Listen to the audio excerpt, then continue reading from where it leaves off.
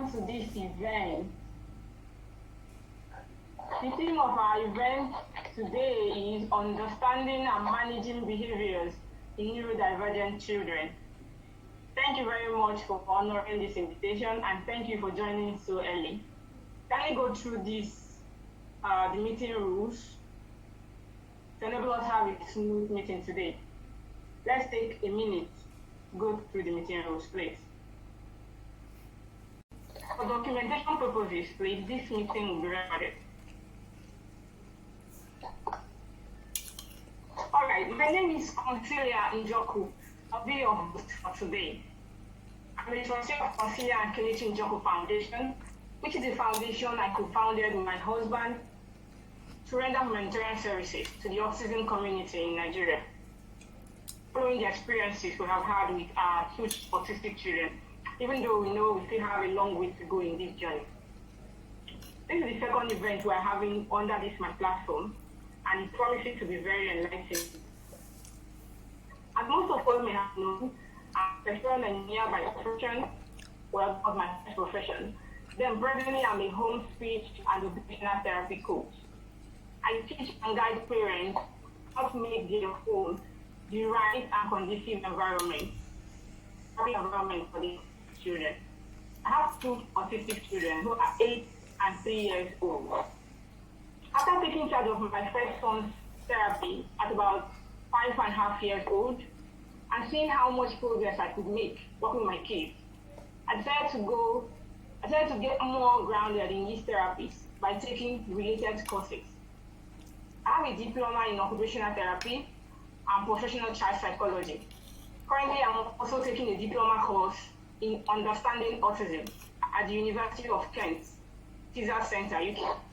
I have a lot of other plans for the future in this field.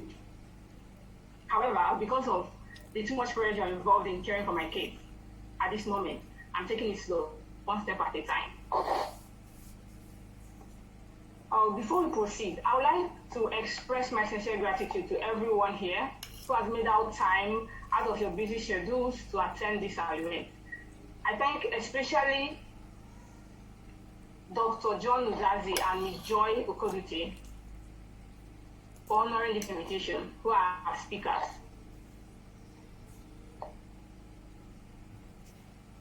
So we'll be having class today. The first speaker will be Ms. Joy Okoduti. She will be speaking on sensory sensitivities and sensory processing in autistic people. Our second speaker is Dr. John Udazi, who will be speaking on repetitive behavior and hyperfixation in autistic people. We'll be looking at causes of these behaviors and how to manage them. This time around, we decided to have just 2 speakers so that we can have enough time to engage and interact with each other, unlike the last time. So please start noting down your questions already. We will have enough time to attend to everyone's questions today. So firstly, we'll be having our opening prayer. We call on Mrs. Sophia to lead us on the opening prayer, please. Mrs. Sophia, please. In psychology from the University of Ibadan. She's an applied behavior analysis technician, and she's also an occupational therapist. She has had over 10 years of experience working with neurodivergent children. Ms. Joy will be speaking on sensory sensitivities and sensory processing in autistic children. Let's welcome Ms. Joy, please.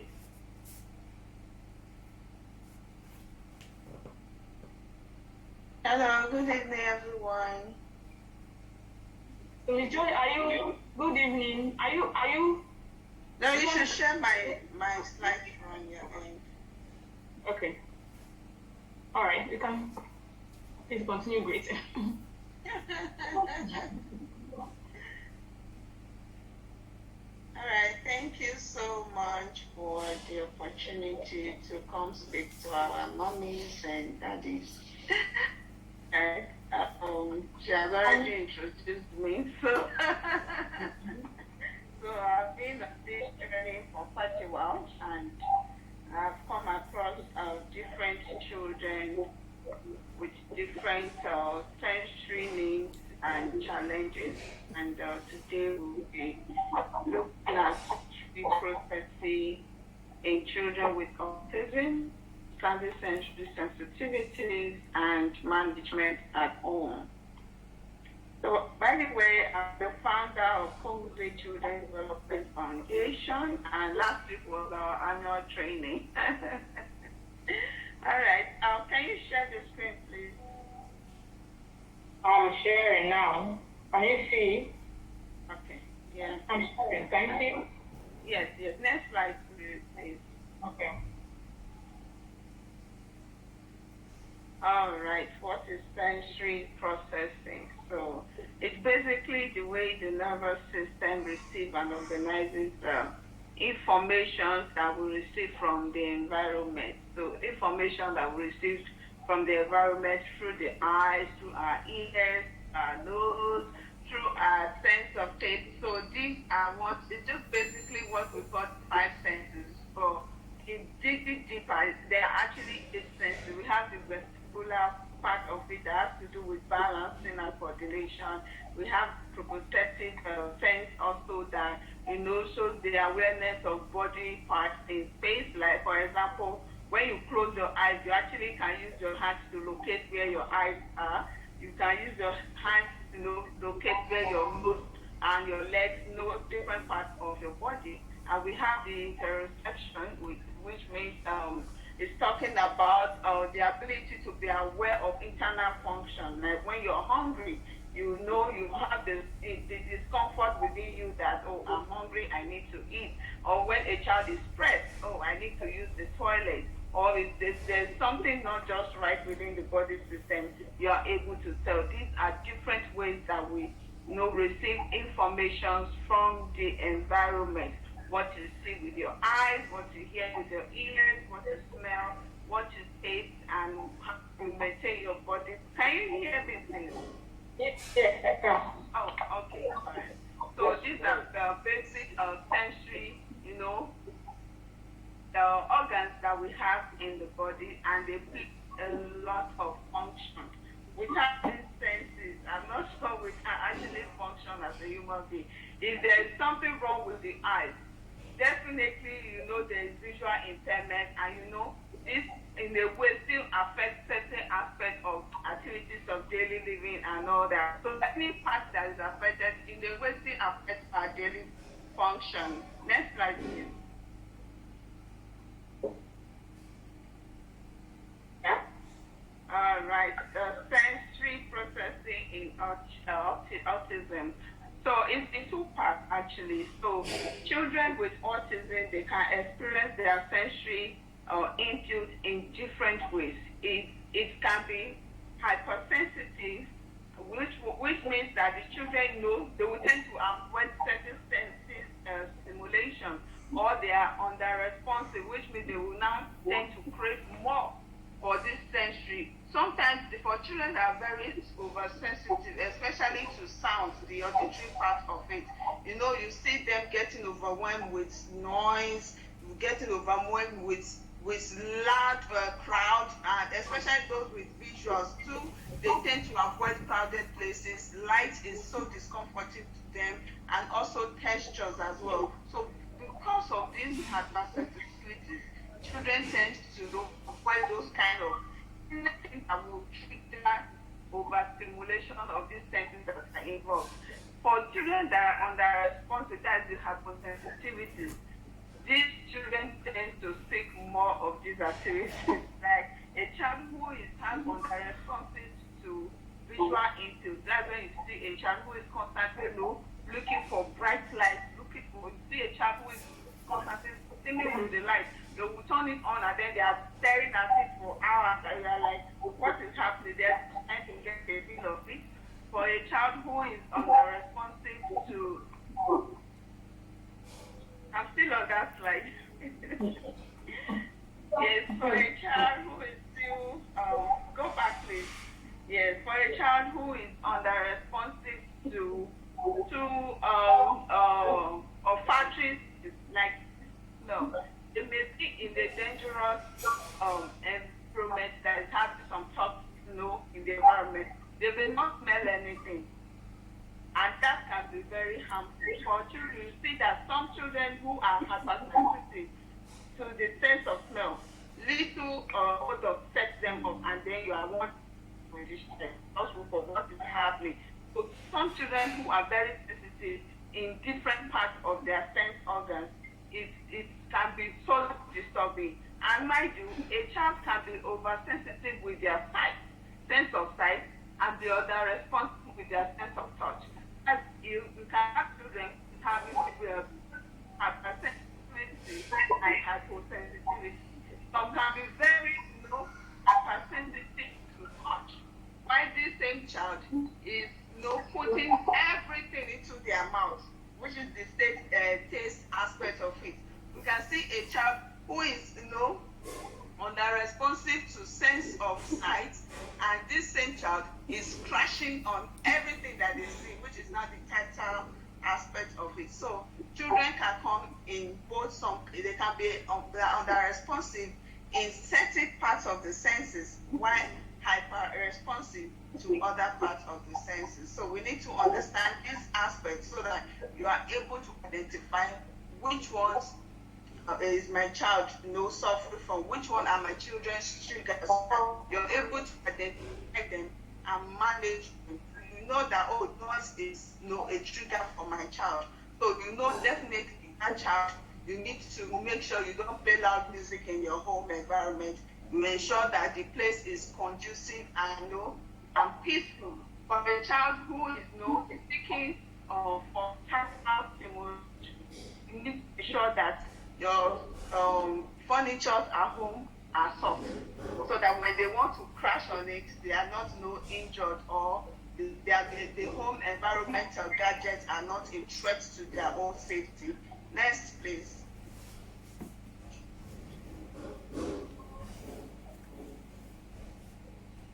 Yeah. Next slide, please. Okay, yeah. All right, so the common sensory sensitivities, like I said, the sound, especially the blenders at home with some children, they just can't cope. Even me, I'm very sensitive to loud noise. If I see a big truck coming like this, as big as I am, I'm always praying within me, no, I don't want this truck, no. Especially when they press the horn, there's a way it sounds in my ear, and I can imagine a child who is now happy. German lady. Can you mute the person talking? You are mute.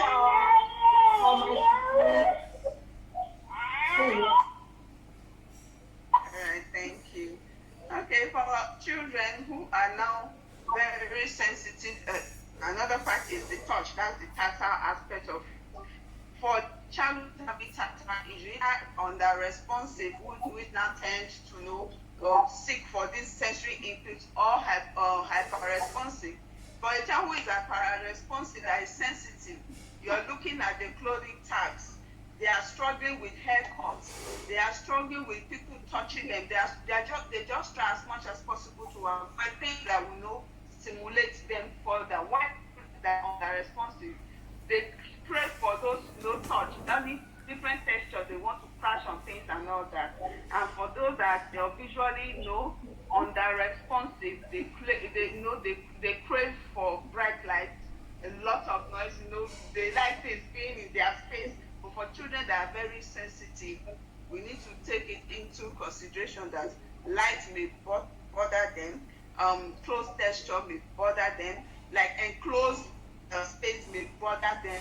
When things are scattered, may bother them a lot. So we need to put all these things into consideration. I have a child who just don't like crowd. Seeing crowd is a major problem for her. Because of that, she doesn't want to sit in class. She doesn't want to attend assembly.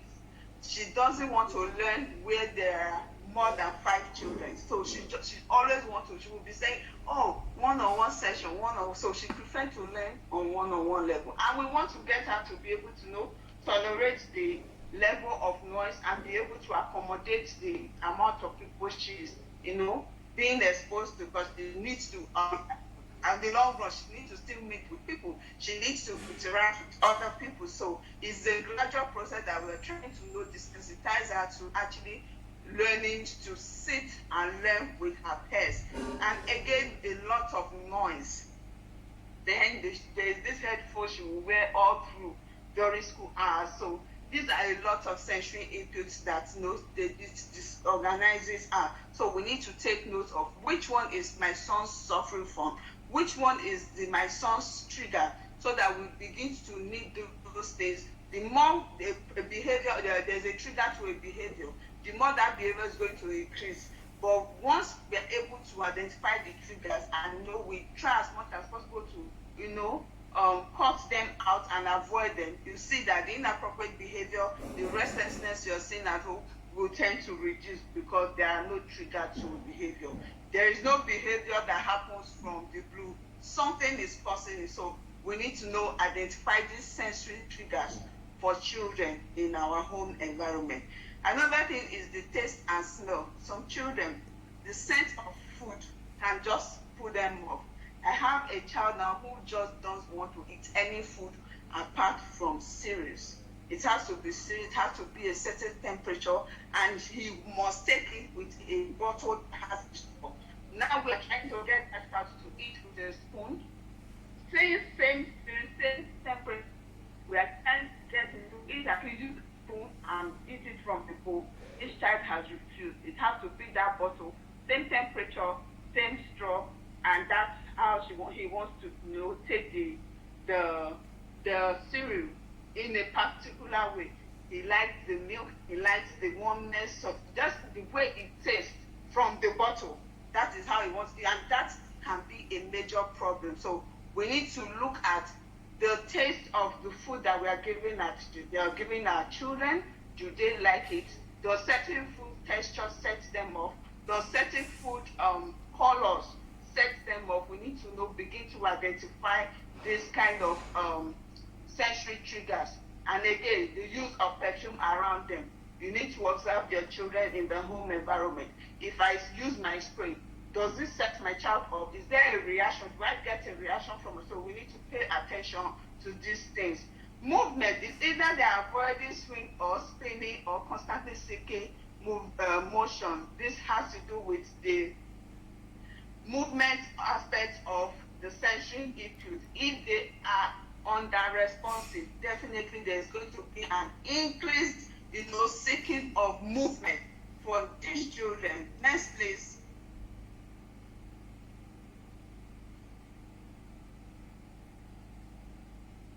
All right, signs of sensory challenges at home.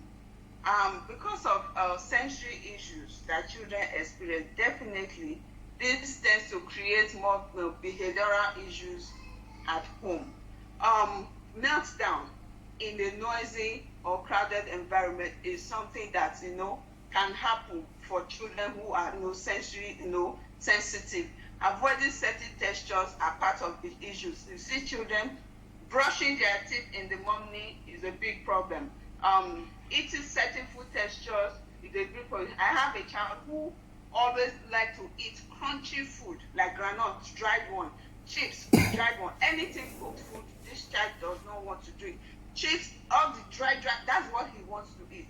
And I have another child who just doesn't like anything crunchy, but like it's like in a puree form. So these are sensory preferences that children usually present with, and we have to work with them so that we are able to transition them into eating proper meals of different textures independently. It's not something we should rush. It's something that has to be systematically done so that we don't have children totally rejecting other food textures, just like the boy I mentioned earlier. Another challenge is we have children who are constantly chewing, jumping, and spinning. For children that are under-responsive, that's when you find children who are constantly biting their hands. They want to bite, and those children that are under-responsive to tactile stimulation, they have high tolerance for pain. Sometimes you see them biting and they are bleeding and still biting the same spot. You'll be wondering, don't they feel pain? That's because they have high tolerance for pain.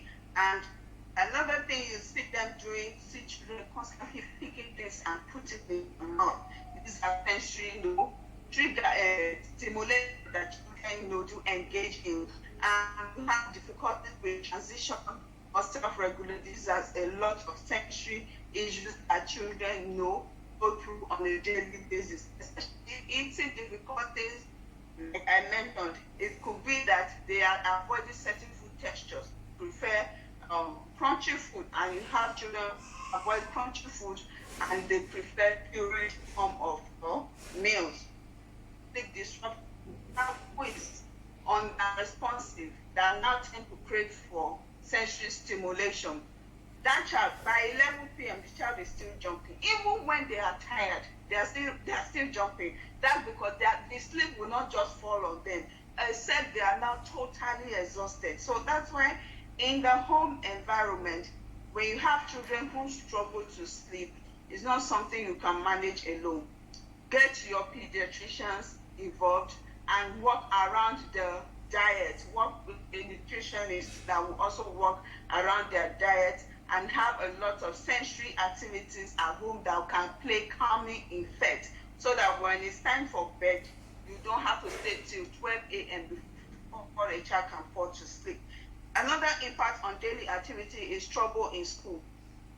And we have seen this a lot, find children who cannot sit down. They are constantly picking pencils, or to see a child who is constantly sharpening pencil.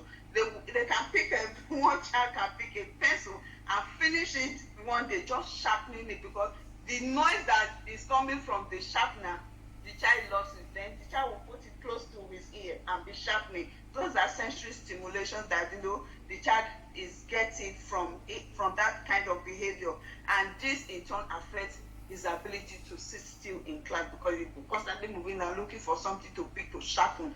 And another thing is stress for both the child and the parent. Imagine a child who refuses to sleep by 11 p.m. and 12 a.m. Definitely the parent cannot leave that child unattended. Somebody will have to be with that child.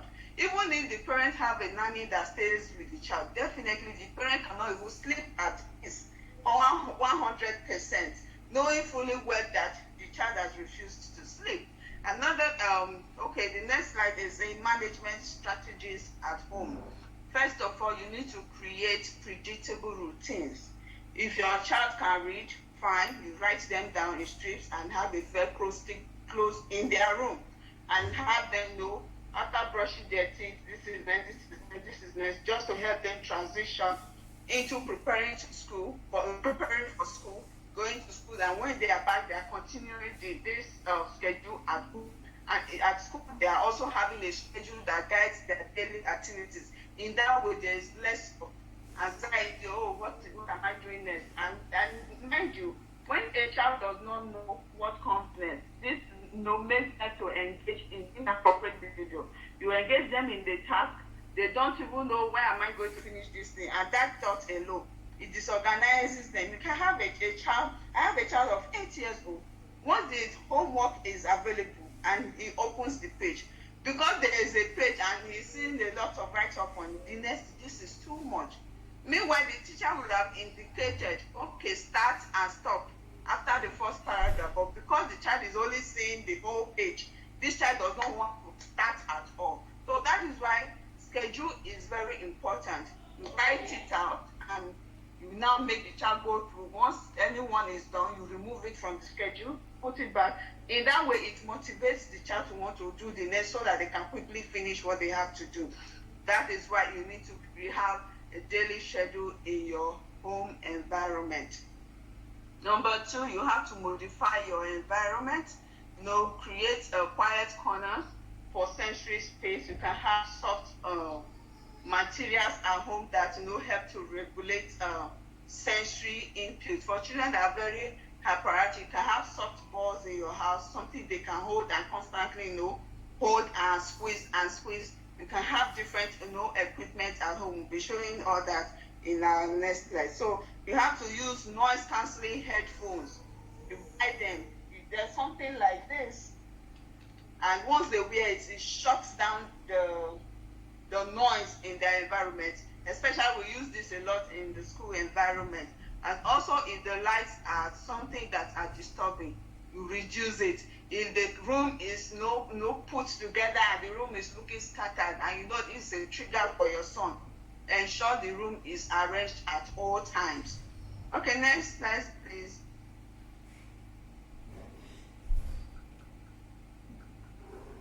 All right, so these are some of the sensory materials that you can actually get for your children. You can get the one they chew on for children that are craving for things to put in their mouth. This also helps them to calm down. Once they are chewing on it, it helps them to regulate their own self. And sometimes when some children like to fiddle, you can get that they fiddle with. It's not a bad behavior for a child to fiddle. To help them to regulate themselves. Imagine they want to move around, nothing to fiddle with, and you're forcing them to sit down. There's no way they can sit down. Once they have that in the classroom, it helps them to self-regulate themselves. That's the noise cancelling headphone. You can engage children in visual games to guide them on visual discrimination of different colors. And I hope you know that some colors actually set children off. Some children can see color orange, and that activates some kind of negative energy in them. So we need to also pay attention to colors. If the colors are too bright and they are a trigger, we need to work on reducing, knowing the colors we are using to paint their rooms as well. And you have Play-Doh that plays a calming effect, and you have the sensory brush.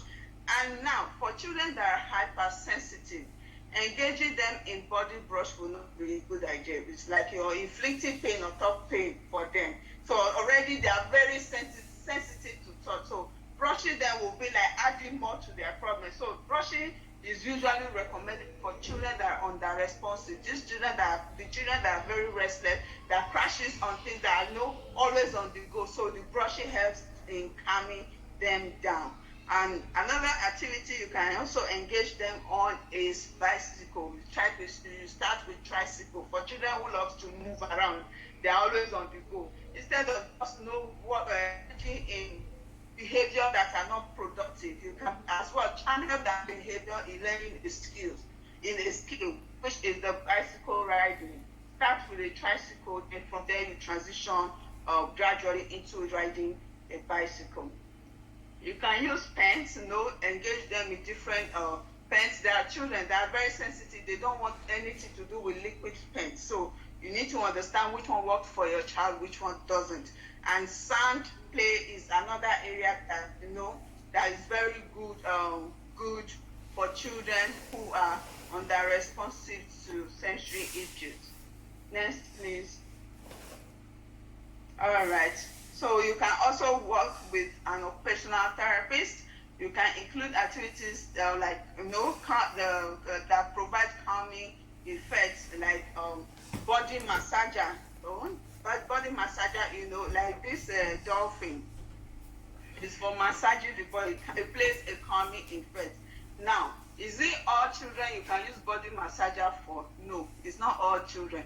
For children who are very sensitive, that are overly stimulated, you don't need to add this, because this will stimulate them further. For children who are under-responsive, yes, you can use this for them. The swing, for children that are very sensitive, some of them avoid these gadgets, the swing and the trampoline.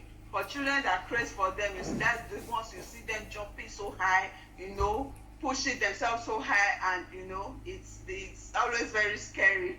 So they have to use this gadget under close supervision and guidance for safety purposes. For children who are under 5, trampoline is not recommended in any way for them because of the disadvantage of it. Then the weighted jacket for children that are very active and restless. Weighted jacket will help calm them down. So movement, trampoline, swing, fidgeting, and chewing tools, these are things that you can use. Weighted blanket, the hugs, if it is tolerated, the weighted jacket, they can use it. Next, please. And then, most important ones that you can begin to take note for is clothes tags. This, even me, as an adult, I don't like them. The way it feels on my chest or anywhere they are, and I'm looking for scissors to cut them off. Especially for children who are very sensitive, clothes tag can be a major trigger. And then you'll be wondering, you are just dressed you up, what is happening? Is a major problem. And the texture of the clothes you're wearing your children. Anything chiffon can be, so I don't like it. I, as a person, I don't like it. Cotton, yes, something that when they wear it is soothing to their skin, is not adding more pressure to their skin. Those are the kind of clothes you go for. And again, the sponge, the kind of sponge you use at home is another major effect. You can, use the normal local sponge, which is very hard on. You can't use that on anybody, every child that that you have. Some children can be sensitive. Children crying, they don't want to go to the bathroom. Check your bathroom. What kind of sponge are you using to bath them? What is the temperature of the water you're using to bath them? What is the scent in the soap that you're using you need to check all these things and make sure that your child is not avoiding bath time because of this kind of discomfort that they experience. I actually say don't use scented soap because you actually can't tell which one will set them up. That sponge, use something that something that is very soft that when you apply it on their skin, they are taking their bath is not adding more stimulation to their body. But for children who are very you can use the normal look, who are under responsive that tend to crave input. You can use the local sponge, it's still hard, and then it plays a calming effect. You can use a weighted blanket for them. Always put the texture of the blanket they use to sleep into consideration as well when they go to bed. Next, please. And again, family. As family, you as a parent, you need to also engage in educating yourself and your family members. If it's just you, the mother, who is learning about how to manage Junior at home, what about the daddy? What about the siblings? What about the aunties, uncles, the grandpa and grandmas? You need to engage in family education about the triggers of your child's sensory needs, about the condition of your child, so that they are not like, I don't know how to handle it. Each time you need to go out, you are now looking, thinking, who should I leave? Educate everybody in your home. Sit down, organize a trainer to come and train your family on how to manage your child at home, because you as the mother, you can't be there 24/7. You need to do other things, and also you need to also take care of yourself. So you need to be able to groom your own family members to a point where to a point that you are able to leave your child with them, and you will rest assured that he will be well taken care of. Practice patience and flexibility. You have to be extremely patient with your child. Sometimes they will press your buttons, and sometimes you want to yell. Trust me, some children will yell. The more you try to yell back at them, they will engage in behavior to make sure that yelling, you're yelling it at the top of your voice. So you need to learn to control your temper when you are around them. Even when you're getting really frustrated, you need to try as much as possible, put yourself under control so that you don't lose it in front of your child. Also, be flexible. Don't say you must do it my way. You have to meet your child at a 50-50 level, so that the more you understand your child, you know that it's not really about your way. It has to be both our ways, and it comes with a place of patience and understanding, and being able to be flexible to accommodate each other. Collaborate with parents and your child. Everybody on the team working with your child, you need to work with them. Don't work in isolation. If you have information at your disposal, if you observe any behavior at home, always communicate it to the teacher, because children come to school in the morning, don't know what had happened at home, and you see a child who is just overly restless, and children, what is wrong with? I'm like, have you called the mother? It could be this child did not sleep at all last night, or this child woke up early, or something has happened. You need to always find out from the parents. So parents also, if anything changes, always inform your class, your child's teacher, inform the team that this is what I have observed, what can we do, so that you people are all on the same page. Join parent support group, Mrs. Consilia is already a champion in this aspect. So you can join and learn from each other. That is another way you can support yourself as a parent. Next, please.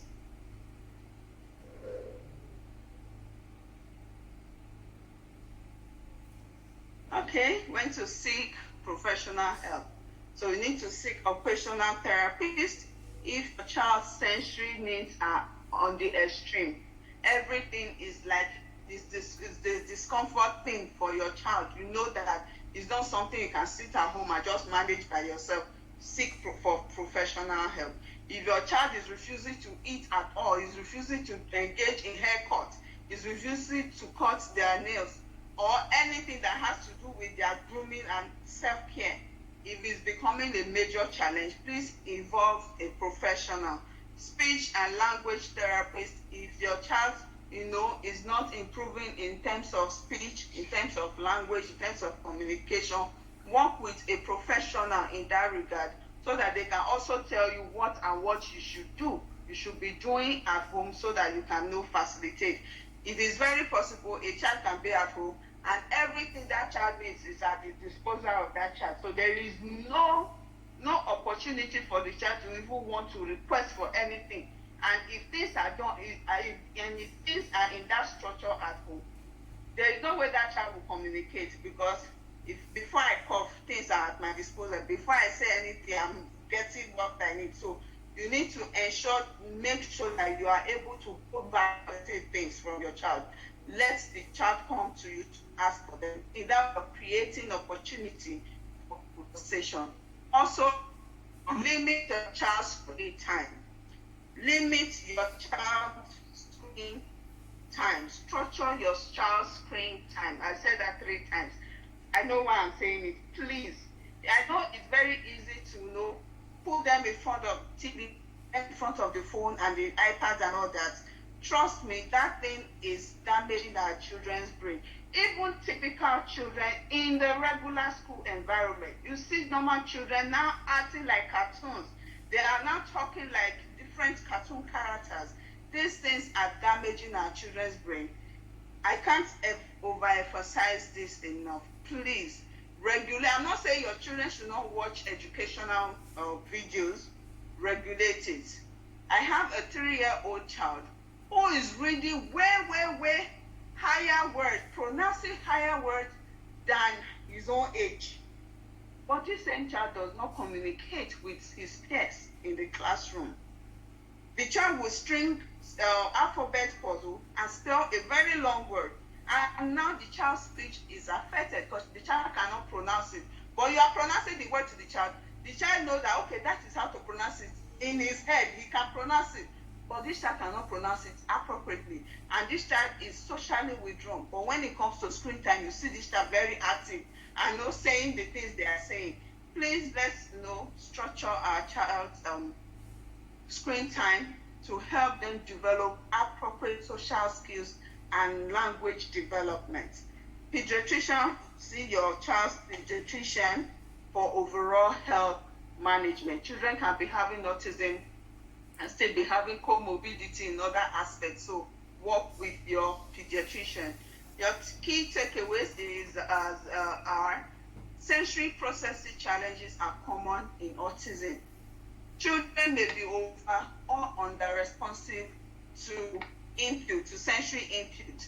Structured routines, environment adjustment, and sensory activities can help regulate these sensory triggers and sensory issues that children do come up with. Family support and professional guidance are very essential. In as much as you're having a parent group with shared experience, do not take away the advice of professionals in the field. Always seek. If they say something, I use certain things for my child, can I use it for my child too? You can never tell, because there is no 2 children that are the same. What works for A may not work for B. Always make sure that you double check with the professionals in managing your child's case before applying anything to your child. Okay, the quote for today is, when a flower doesn't bloom, you fix the environment in which it grows, not the flower. If your child is behaving a certain way, don't try to fix your child. Fix the triggers of your child's behavior. Fix the things that are known, creating that issues for your child, and don't try to fix your child, okay? Your child is not broken that you want to fix. Fix the environment and your child will adjust and you have a better result. Next. Thank you so much. You can follow me on Instagram, Kids Therapy Advice, and Facebook, Joy Odute, and on YouTube as well. So I create educational content about children with special needs, how to manage them, and I give free, lectures there. All right. Thank you so much. Thank you very much, Miss Joy, for this. Do we have questions for Miss Joy? Let's indicate by raising up our hands.